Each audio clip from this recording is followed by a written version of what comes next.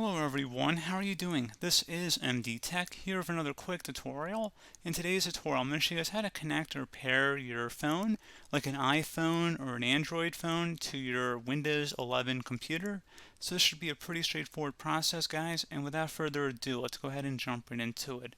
So you're going to start by right-clicking on the Windows icon and select Settings.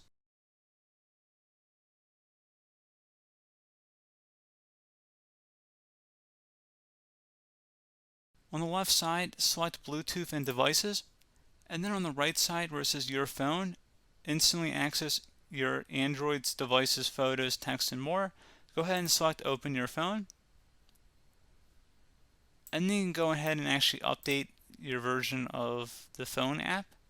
So you actually go ahead and check for that, but that's pretty much all you have to do, guys. And if we actually open up the Your Phone settings here too, we can open up suggestions as well if you want to enable suggestions with your phone.